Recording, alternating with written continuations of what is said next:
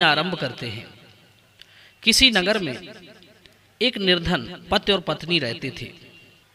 संयोग से एक दिन उनके घर के बाहर 3 महात्मा जी आए। उन्होंने घर के बाहर से आवाज लगाई। तभी वो औरत अपने घर से बाहर निकली तो उसने देखा कि उसके घर के बाहर 3 साधु बैठे हुए हैं। औरत ने उनसे पूछा कि मैं आप लोगों को नहीं जानती, बताइए क्या काम है। संतों ने कहा, हमें आपके यहाँ भोजन करना है। निर्धन औरत कहने लगी, ठीक है, आप मेरे घर में पधारिए, मैं आपको भोजन कराऊंगी। महात्मा जी ने पूछा, देवी, क्या तुम्हारे पतिदेव इस समय घर में मौजूद हैं? औरत ने कहा, नहीं, वो कुछ देर के लिए बाहर गए हुए हैं, थोड़ी देर में आ जाएंगे। तीनों साधुओं ने कहा, पुत्री, तब तो हम तुम्हारे घर में प्रवेश नहीं कर सकते। हम तीनों थोड़ी देर तुम्हारे द्वार पर ही ठहरे हुए हैं। जब तुम्हारे पति आ जाएं, तब हमें बुला लेना। बंधुओं, इस तरह वे तीनों साधु उस निर्धन महिला के घर पर बैठे रहे। थोड़ी देर में जब उसका पति आया तो उसने उन साधुओं के बारे में अपने पति को बताया। पति ने उन्हें घर में बुला लाने के लिए पत्नी से कहा। वो स्त्री उन साधुओं को बुलाने के लिए द्वार पर पहुंची और बोली, महात्मन, अब मेरे पति वापस आ गए हैं, कृपया आप लोग मेरे घर में पधारिए। महात्मा जी कहने लगे, पुत्री, हम तीनों साधु किसी के घर में एक साथ प्रवेश नहीं करते, क्योंकि हम तीनों में एक का नाम धन है, दूसरे का नाम सफलता है और तीसरे का नाम प्रेम है।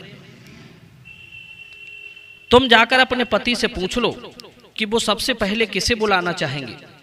बंधुओं, महात्माओं की बात सुनकर पत्नी भागती हुई पति के पास गई और उन साधुओं के बारे में सब कुछ बता दिया। यह सुनकर पति बहुत खुश हुआ। कहने लगा, अगर ऐसा है तो एक काम करो, हम लोग बहुत गरीब हैं, जाओ सबसे पहले धन को बुला लाओ। उसके आने से हमारा घर धन दौलत से भर जाएगा और हम धनवान हो जाएंगे। पत्नी ने कहा, क्यों ना हम सफलता को बुला लें, उसके आने से हम जो कुछ भी करेंगे वो सफल हो जाएगा और फिर हम धनवान भी हो जाएंगे। पति कहने लगा, बात तो तुम्हारी ठीक है, पर सफलता के लिए मेहनत करनी पड़ती है और बिना परिश्रम के सफलता हासिल नहीं होती, इसलिए सबसे पहले धन को ही बुला लेते हैं। बंधुओं, इस तरह उन दोनों के बीच इस बात पर बहस होने लगी। बहस करते करते उन्हें काफी देर हो चुकी थी और अंत में इस नतीजे पर आए कि चलो उन साधुओं से ही पूछ लेते हैं कि धन और सफलता में सबसे पहले कौन आना चाहेगा। अब वो स्त्री झट से बाहर गई और उनसे आग्रह किया कि धन और सफलता में जो भी पहले आना चाहे वो आ जाए। उस औरत की बात सुनकर तीनों साधुओं ने एक दूसरे की ओर देखा और बिना कुछ कहे वहां से जाने लगे। उन तीनों को जाते हुए देख वो स्त्री पूछने लगी, अरे आप लोग इस तरह वापस क्यों जा रहे हो, जरा ठहरिए तो।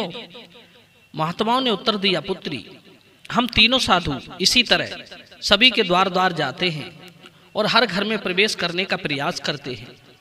जो व्यक्ति लालचवश धन और सफलता को बुलाता है, हम वहां से लौट जाते हैं, और जो अपने घर में प्रेम का वास चाहता है, उसके घर में हम बारी बारी से प्रवेश कर जाते हैं। इसलिए कहते हैं, जहां प्रेम है वहां धन और सफलता की कमी नहीं रहती। लालची को आप सोने का पहाड़ भी दे दो, तब भी उसे कोई खुश नहीं कर सकता। जहां प्रेम नहीं है वो धन लेकर क्या करेगा। प्रेम के बिना धन का कोई मूल्य नहीं रहता। जैसे बुढ़ापा सुंदर रूप को, आशा धीरता को, मृत्यु प्राणों को, दोष देखने की आदत धनावरण को, क्रोध लक्ष्मी को, नीच पुरुषों की सेवा सत्स्वभाव को, काम लज्जा को और अभिमान सर्वस्व को नष्ट कर देता है। उसी तरह जहां आपस में कलह हो वहां सफलता और धन नहीं आ सकता। कहते हैं, शुभ कर्मों से लक्ष्मी की उत्पत्ति होती है और प्रतिभा से बढ़ती है, चतुरता से जड़ जमा लेती है और समय से सुरक्षित रहती है। धन और सफलता के लिए हमें ये 8 कार्य हमेशा के लिए त्याग देने चाहिए। पहला, शराब पीना। दूसरा, कलह करना। तीसरा, समाज के साथ बैर बांधना। चौथा, पति पत्नी में भेद पैदा करना। पांचवा, कुटुंब वालों में भेद बुद्धि उत्पन्न करना। छठवां, राजा के साथ द्वेष करना। सातवां, स्त्री और पुरुष में विवाद करना। आठवां, बुरे रास्ते। बंधुओं, यदि हमने इन 8 कार्यों को त्याग दिया तो निश्चित रूप से हमारे घर में धन भी होगा और सफलता भी होगी और प्रेम भी होगा। दोस्तों, ये वीडियो यदि पसंद आया हो तो वीडियो को लाइक करना, शेयर करना और चैनल को सब्सक्राइब करना। आप सभी दर्शकों का बहुत बहुत धन्यवाद। जय श्री कृष्ण, जय श्री राम।